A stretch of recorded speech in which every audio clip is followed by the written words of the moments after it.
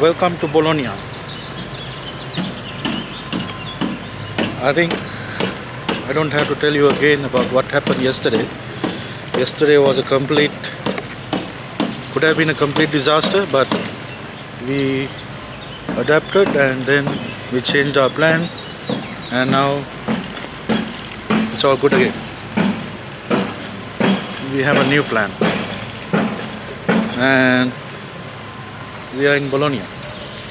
The new plan brought us to Bologna earlier, one day, right? Sorry? Our new plan brought us to Bologna one day earlier, Yes. and we don't regret it. So, look at this.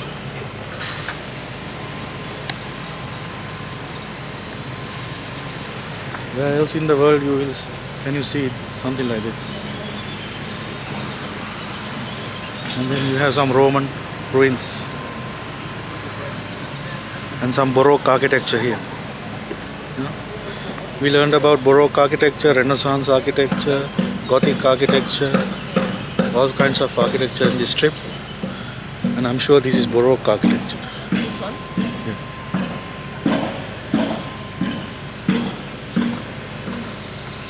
And I'm saying that even without googling, so I'm improving. Yeah, I'm improving. So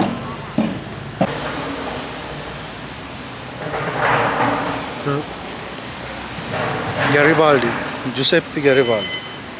So this is the person who united Italy. So he's regarded well in Italy. You can see his statues everywhere. Stations are named after him, streets are named after him, and his statues are everywhere in Italy. Giuseppe Garibaldi.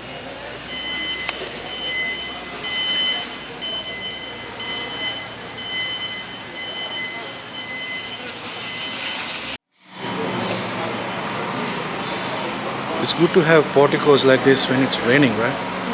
Yeah. Because you hardly need an umbrella. You can just walk. I love this. And porticos of Bologna, very famous. Have you heard of them? I'll tell you more about porticos of Bologna later. Until then, enjoy this.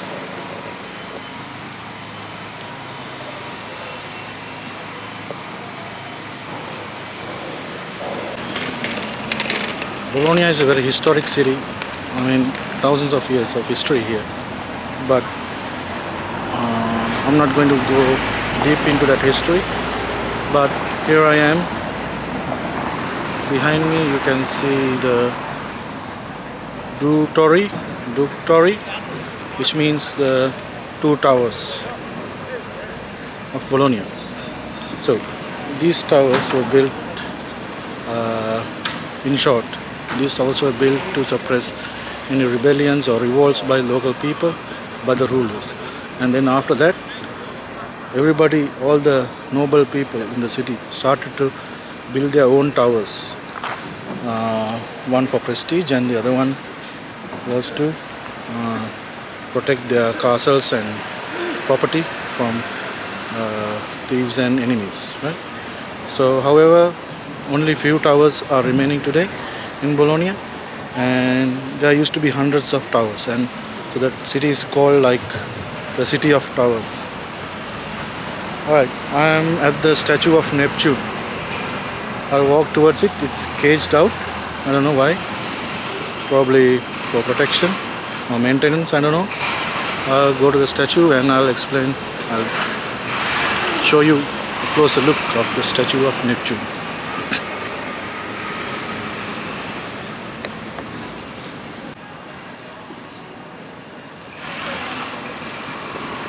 So yeah, the fountain of Neptune, not the statue of Neptune.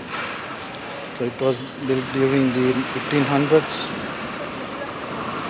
just for the sake of it, I think, just for beauty.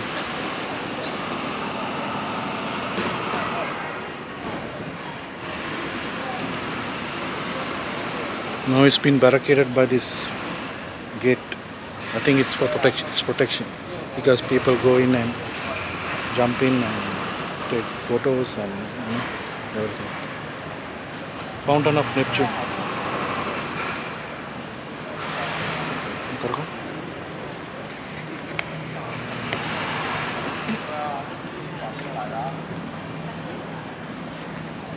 Right behind you see me statue of Pope Gregory the Eighth.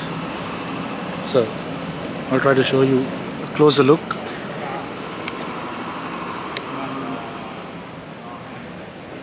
Yeah, so this Pope was the head of, in addition to being the Pope, head of the Catholic Church, he was also the head of the Papal States. So Papal States was a kind of a country, a federation of kingdoms in Italy at the time. So you had the Papal States, you had the Kingdom of Sardinia, like that, right? So Italy was divided into multiple states at the time. So Papal States was ruled by Vatican, the Pope. So Pope Gregory the Third, Eighth was the head of the Papal States. And also he is the author. He's the creator of the Gregorian calendar. Do you know? Okay. Gregorian What's Gregorian calendar? calendar is the calendar that we use today. Yeah. So he created that calendar. So Gregorian means Gregory. So it's his name is given to that calendar. So Pope Gregory the Eighth.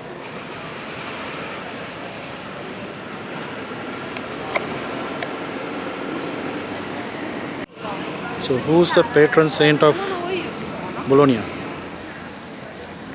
You know, each country and city have patron saints. For example, England, St. George. Ireland, St. Patrick. So patron saint of Bologna is St. Petronius. He was a pope back in the day. And this is the church named after him. Church of St. Petronius. So we have some Maggiore. There's some musical show going on today.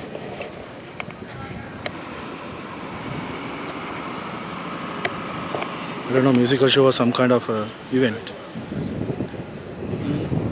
So this is a Basilica of St. Petronius.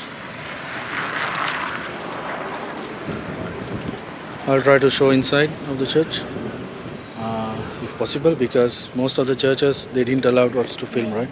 Take photos inside. Even in Como, the And just the church, security guard as well. yeah, they're not allowing to take photos or videos, but let's see.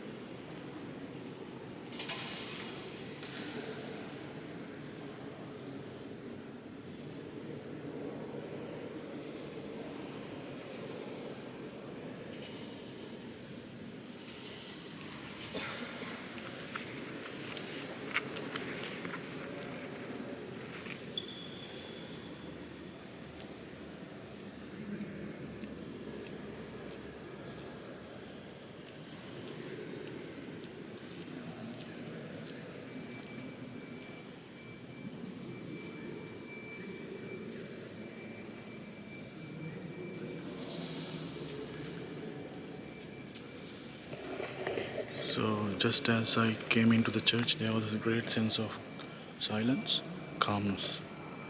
That's my first feeling coming into the church.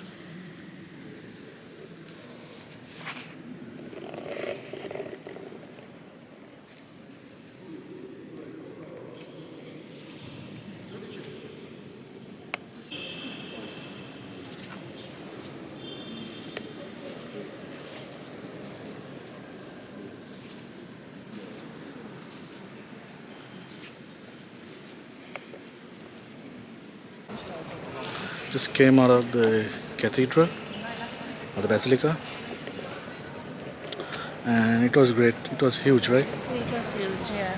It was great, and Very calm.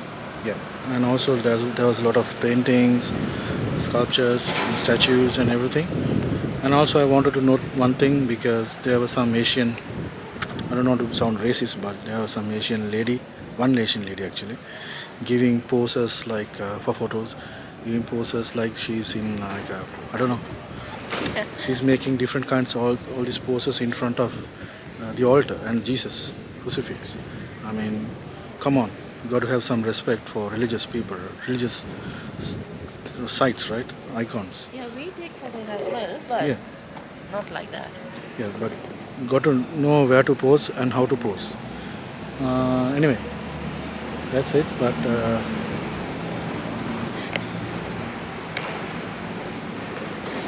so the entrance is free. There are no restrictions. Probably in Como it was just a thing of the church. Maybe it's a small church, but here there were no restrictions on photos and yeah. Because last time I was in Italy, I didn't face any of that restrictions. Nobody told not to take photos or anything. Uh, so here's another statue. Small piazza on the other side of the church. So you enter from the main entrance, and you come out of from one of the sides. And let's see who this statue is. Looks like a 17th century guy with the wig and all that.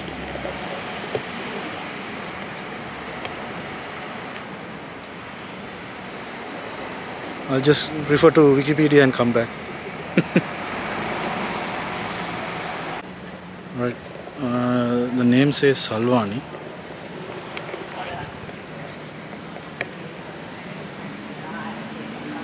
So I just Googled, wasn't clear, but Google Images revealed that he's a 17th century politician. So I'm not a big fan of politicians. I'm not a big fan of politicians. Politician. Yeah. Let's go. Let's go.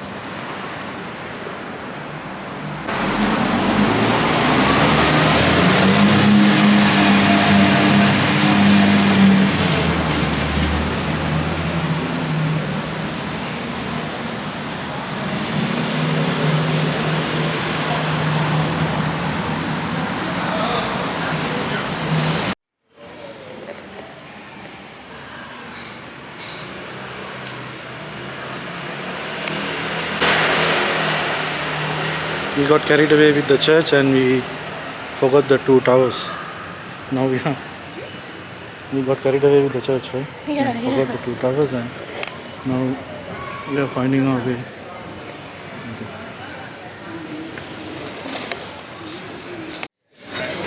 So we bumped into a market area, wet market.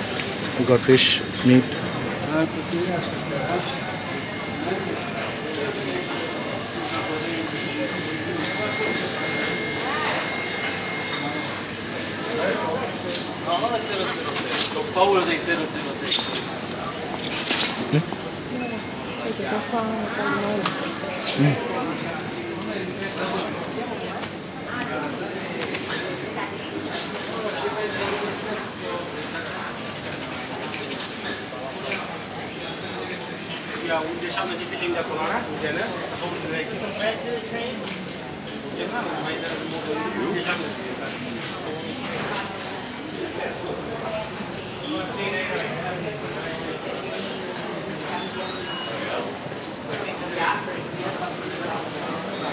Ma non è leggermente...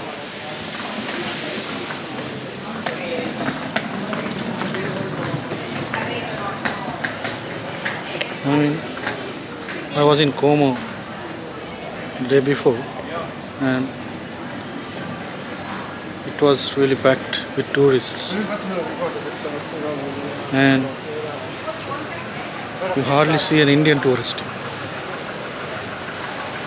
On the other hand, Lake Como was packed with tourists. Why?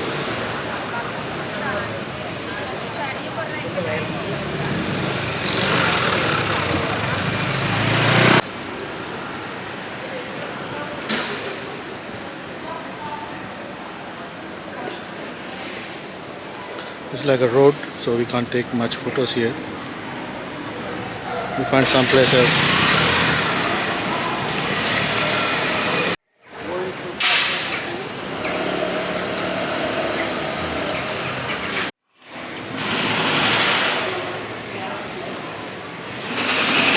Lots of construction work going on.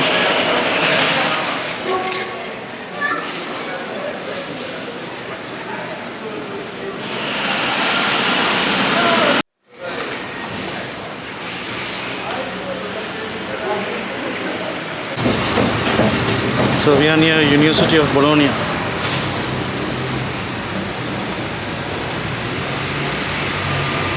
So all the shops in the street are like book shops and printing shops and yeah, so instrument shops.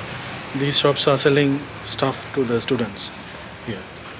So I passed a few shops. These are all targeting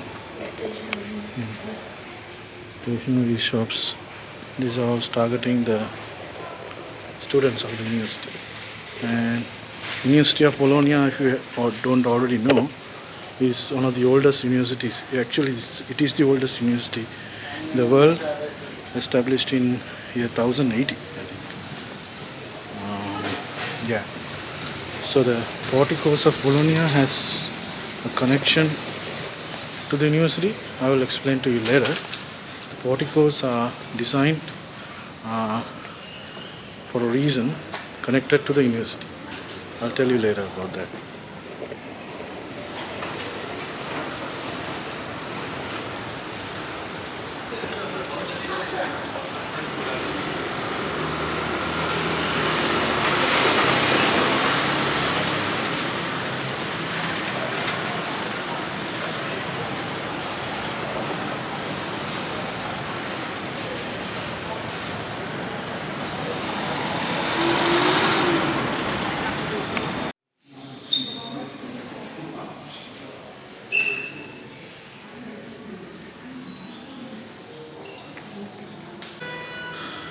I'm at the University of Bologna, the oldest university in the world.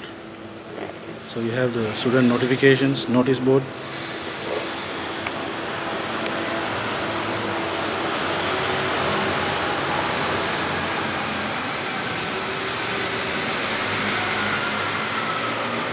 And you have the university map, campus map.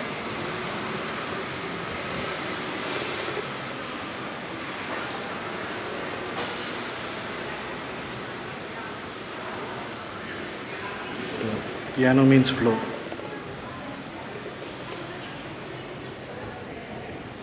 Piano, first floor, second floor.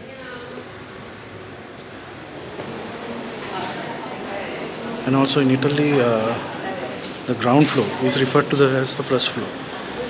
Usually in Australia, the ground floor, first floor, second floor. It goes like that.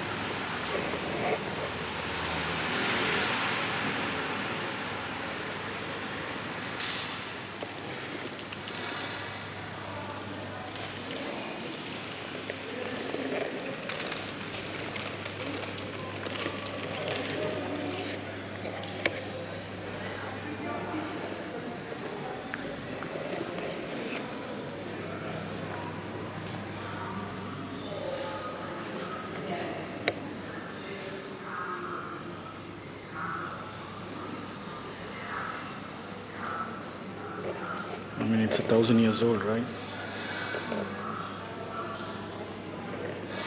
Will you be studying in University of Bologna? Yeah, it's nice. Nice, right? Yeah, good. Yeah.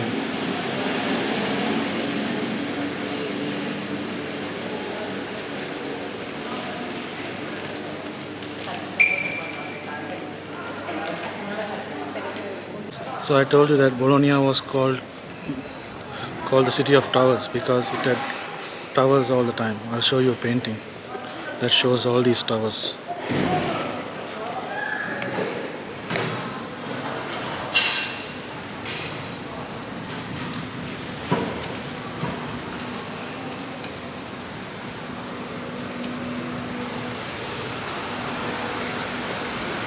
It shows the two towers and all the other smaller towers.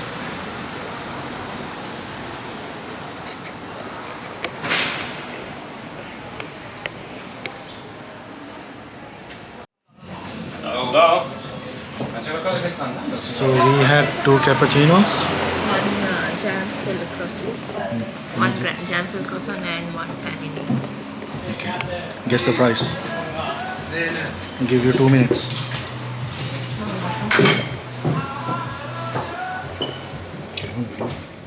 Yeah, so what I was going to say is that for the two cappuccinos and one croissant and one panini, right?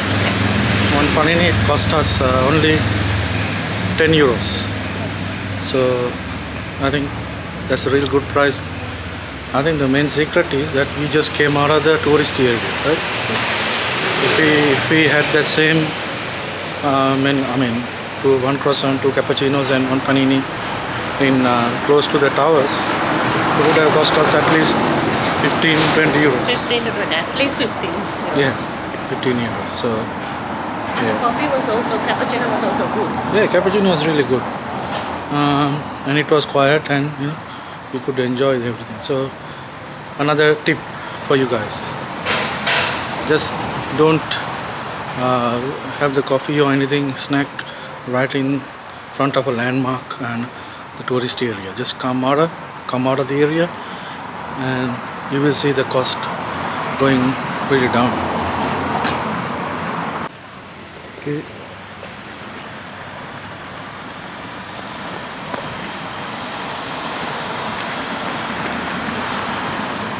So this is Porta Saragossa, meaning the Saragossa gate.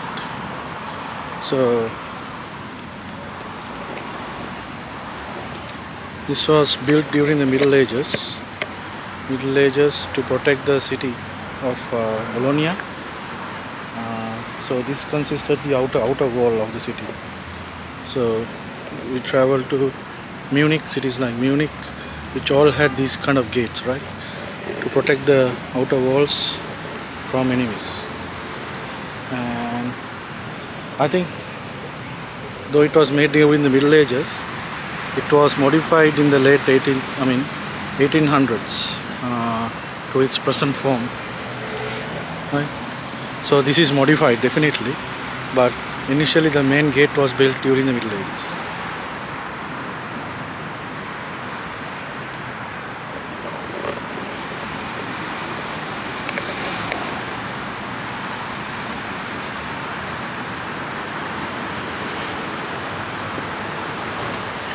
We saw this in Munich and Como as well.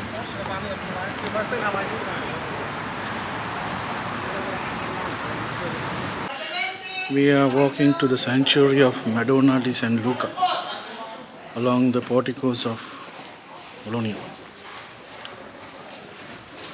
So I told you that I will tell you the story of the porticos, right? So the porticos were initially built by private homeowners in the Middle Ages to increase the size of their homes, right?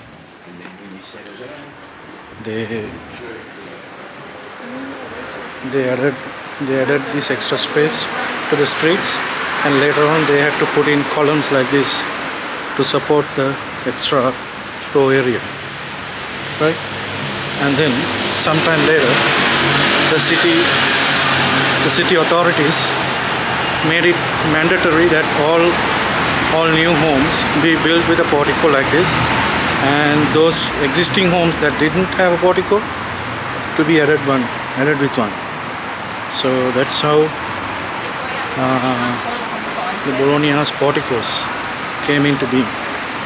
And the portico that we are using to go to the sanctuary of Madonna di San Luca is 4 kilometers long, and it has 666 arches like this. 666. That's a weird number, but yeah, that's what it is.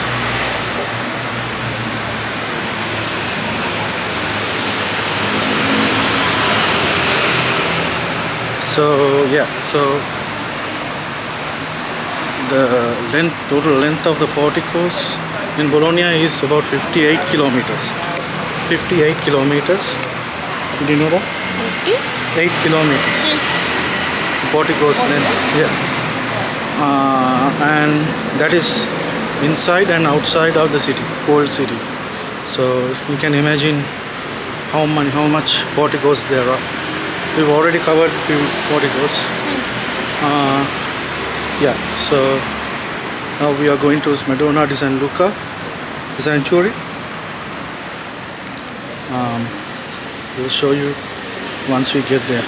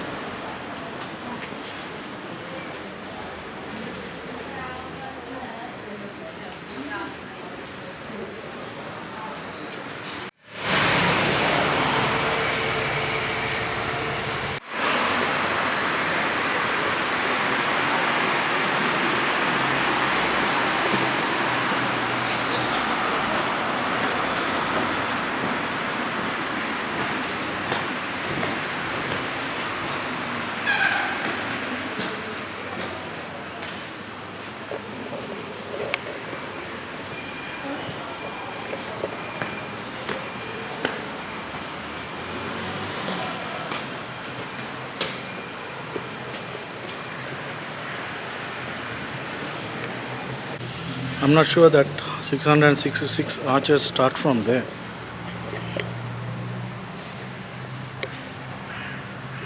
Because we came along the street and suddenly climbed a couple of stairs, and yeah, I'm not sure, but probably.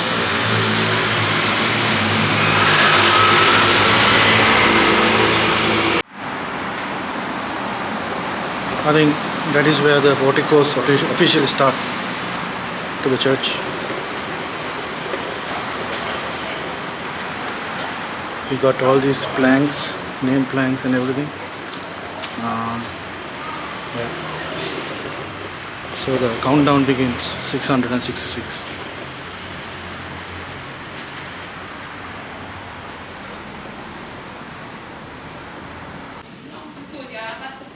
Sorry, it's not the way it starts. So we are at the 330th arch. Yeah, almost halfway through. So I think it started way earlier.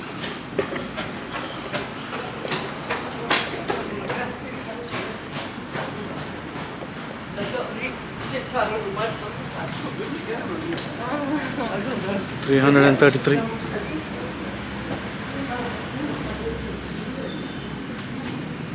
333 means 600, exactly halfway through. So that's 666. So each arc is named after something.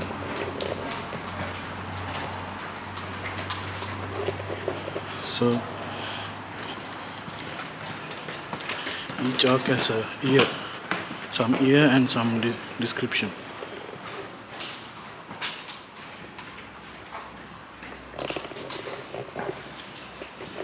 Yeah. Quite tired climbing the portico, the stairs, because it's a steep climb, gradual steep climb to the church, and This portico is used for during the Lent, leading up to the Easter, for the way of the cross by Christian people here. So, like in from point to point, there are places like this. So there are 14 places in the way of the cross. So this is number 10.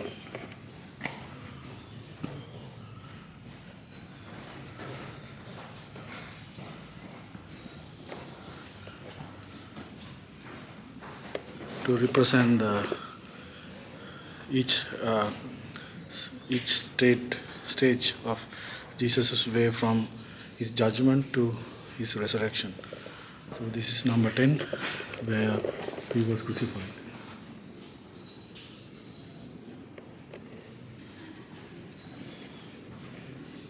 So this is number 11 place, Jesus' resurrection.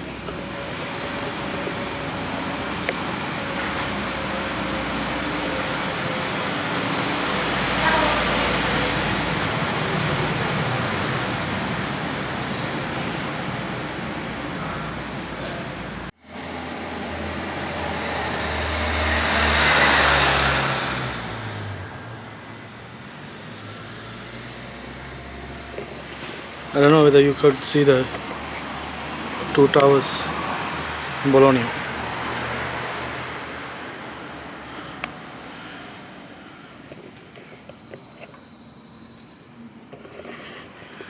We are at the 547th arc. About another 100 to go. I think it's good that we started early in the day because it was rainy and a little bit cold. Now the sky is starting to clear and sun is starting to coming out. So yeah, it's a good thing that we finished all the places, sites in the morning itself.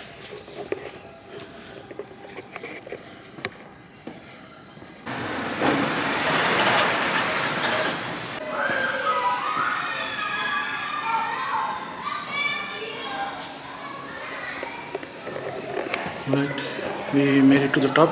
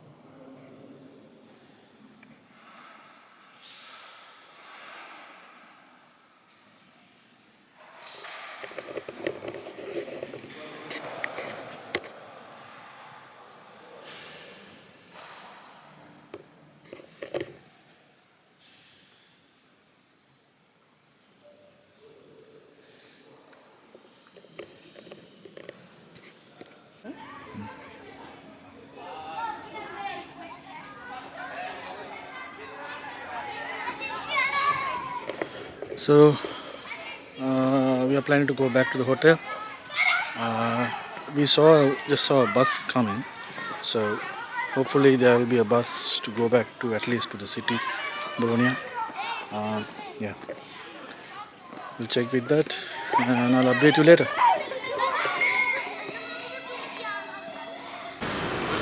Okay, so in the morning I showed you that staircase. It's on the other side of the road.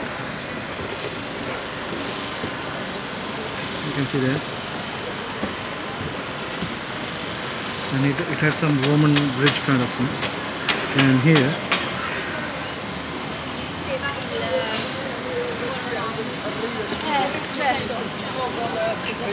there's like underground network of tunnels.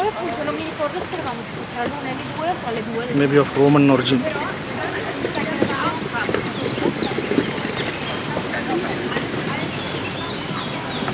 You can clearly see the arch they've tried to build.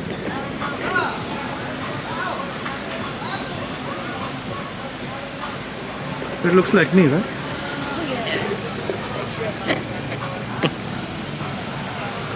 Yeah.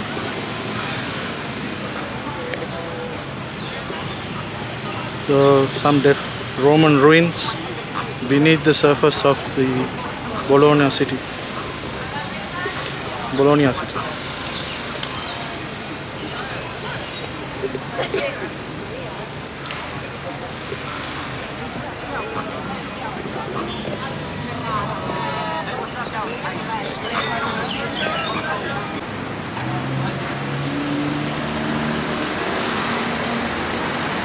Today is the last day in Bologna, so we already spent 4 nights here.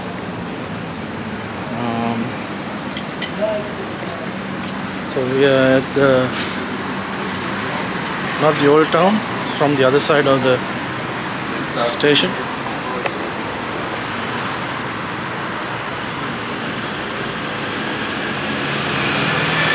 This is the Church of the Sacred Heart of Jesus.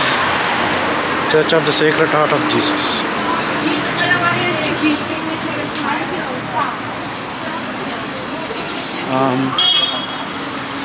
Wait a minute. So, when you think of Italy, you think of old churches, right? Old historic churches, but this is a relatively new church. Relatively means when compared to the others, it's a brand new church. It was built in 1921.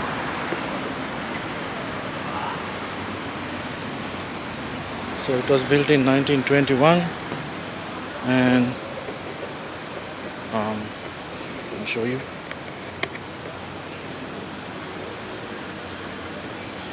And then the dome, according to Wikipedia, right? The dome collapsed, and then they rebuilt it in 1937. Damaged in World War II. Yeah, that's the short history of this church.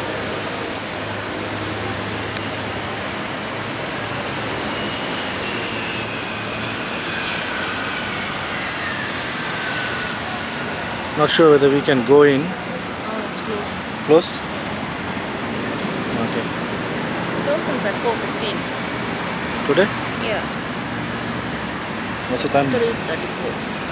Okay. Probably we won't be able to come here. Yeah, that's the church. So what's our plan for today is we'll be preparing for tomorrow. Tomorrow we'll be going to another destination. So we are spending the last few days in Europe, in our Europe tour. So, but we'll be going to a brand new destination tomorrow, a new adventure. But today we try to experience some local food. So that's our plan, to experience some local food today. Right, then let's go. It's very hot today, as usual. So we spent the morning in the room, hotel room. We didn't do anything. So we just got out. It's like 3:30 p.m. now. Right.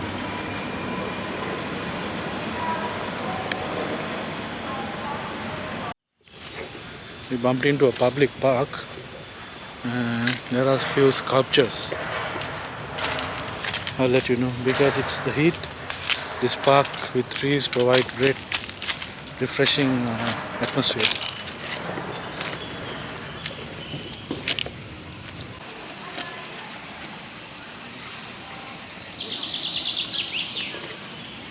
Looks like an anaconda eating the cow or something, and then the lion. It's very confusing sculpture.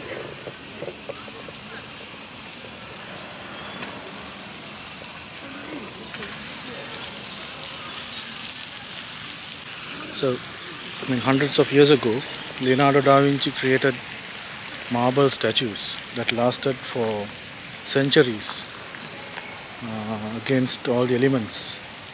But these statues, which look like recent, are all worn out after the years, after the sun and rain. Amazing, right?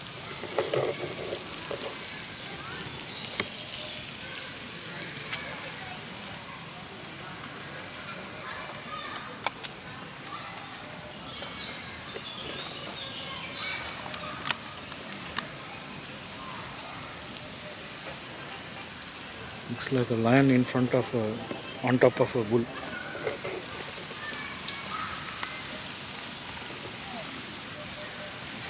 So, looks like there's a market, big market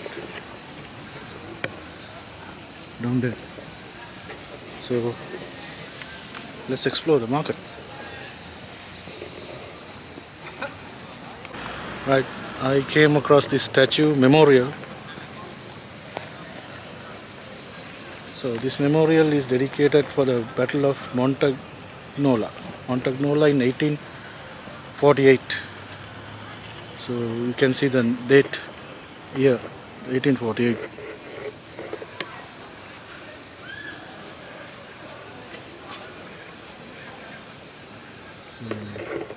In 1848, the Italians defeated the Austrians.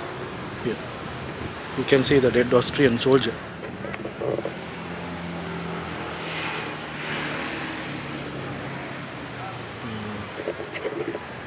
Quite impressive park. And also I just found out the statues I showed you are actually old statues created in 1848. Created in the 19th century. And we have the market here all across the street. We'll explore the market now.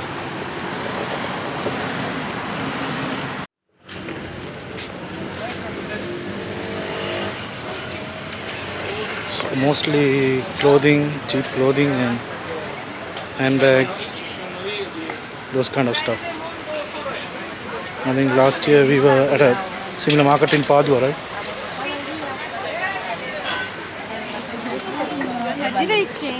Dahil ikaw naman Even ang gumawa ng iyong... many locals are here.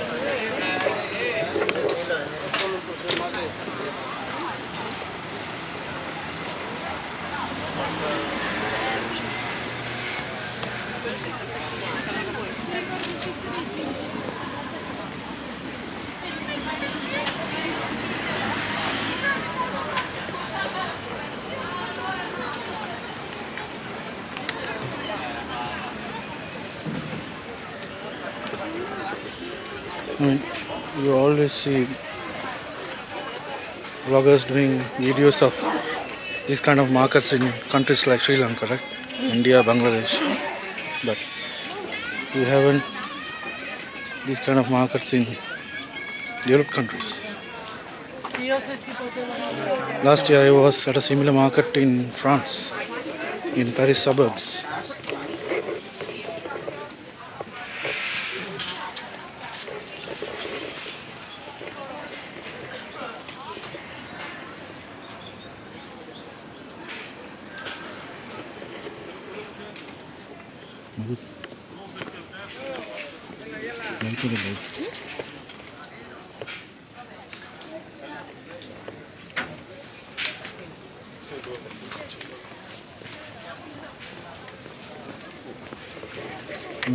Some clothes are cheap. 15 euros means you can get the same at H&M, right? 15 euros, no?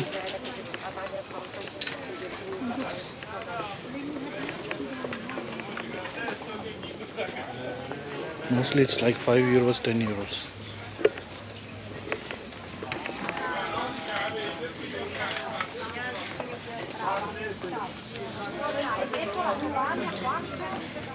Like 90% clothing.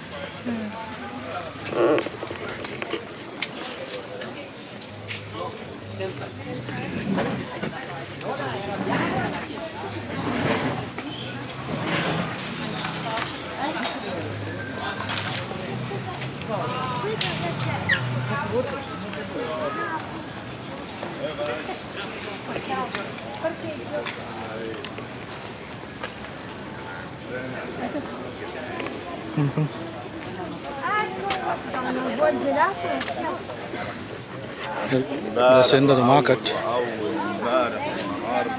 We're going to McDonald's, favorite Italian restaurant.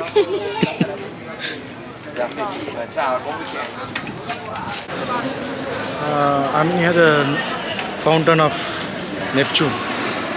I think I was here earlier and I just saw this plaque of photos.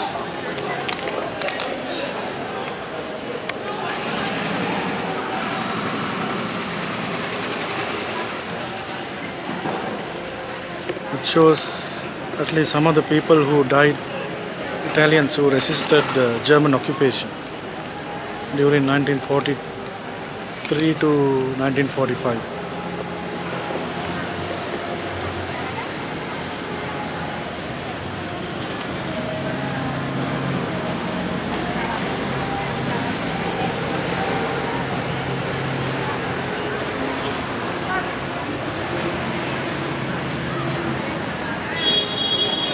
Yeah, I think it's a big deal here in Italy, the resistance. Although Italy was under the dictatorship of Mussolini, many people fought against him.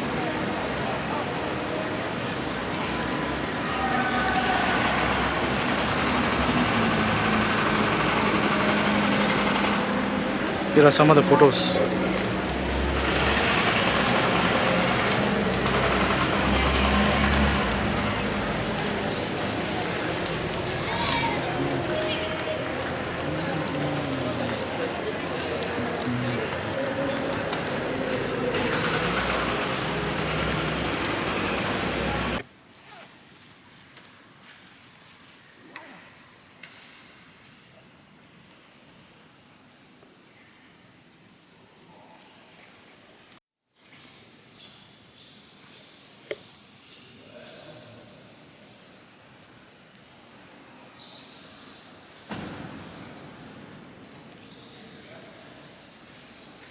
We're at the St. Peter's Metropolitan Cathedral in Bologna. So you can hardly notice it with all the construction that's going on. You'll walk by it, but you will not notice it. So it's just opposite the Grand Hotel Majestic.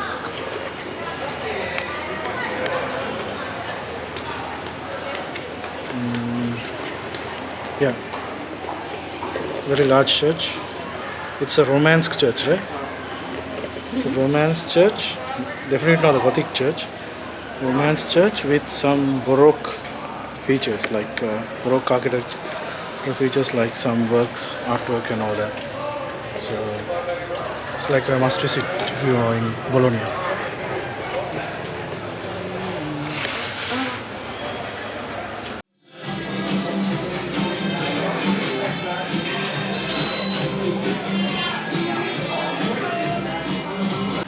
Like if you're in, if you're in Bologna and don't try Bolognese food, then you are missing out, right? Because Bologna is known as the food capital of Italy, right? But I want to tell you something different. It's about the language. When we come to a new country, we try to learn few words here and there, right? Like grazie or ciao or something like that, you know, or buongiorno. But I'm going to tell you something that happened that I saw yesterday in Florence. Right? So we were in a small cafe having breakfast, and this American lady, I guess, walked in, right? And she greeted. At first, I thought she was like an Italian, right? She greeted buongiorno and all that, ciao and everything, and then she said duo cappuccino or something, and then suddenly she turned into hot milk or something like that. So that's when I realized that she's not a native Italian speaker, but she's trying to, trying to speak in Italian as much as she could. So I mean, it's good to speak language if you know, right? But try to. It's okay to speak in your own language, in English. I mean, it's not a.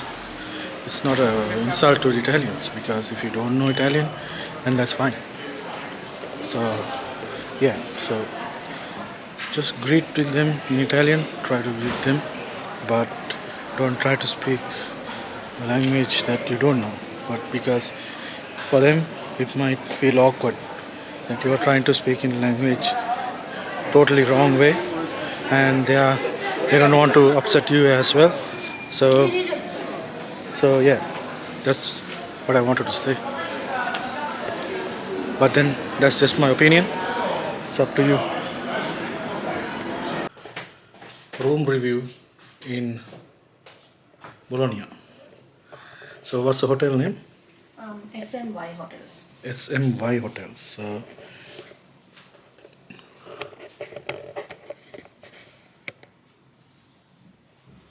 So we are staying here for how many nights? 6 nights. 6 nights. We initially booked for 5 nights, but because of the Venice and the train thing, all that, we added another night. So we had to do it as a different booking, right? Yeah, two bookings. 2 bookings, but they managed to merge it to one. Yeah. Okay, that's good. And also breakfast is included.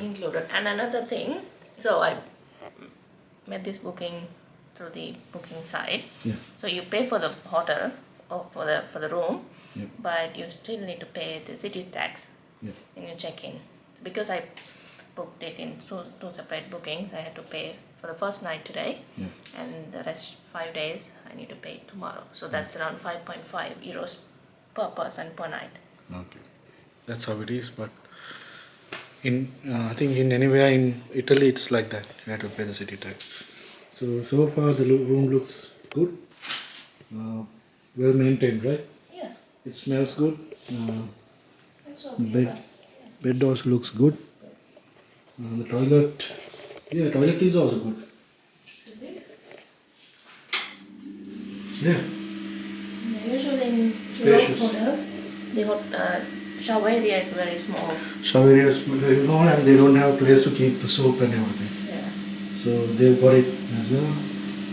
They've got the noodle shower head and bidet.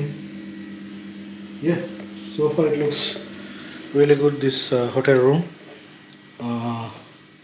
Yeah, looking forward to staying here for 6 nights.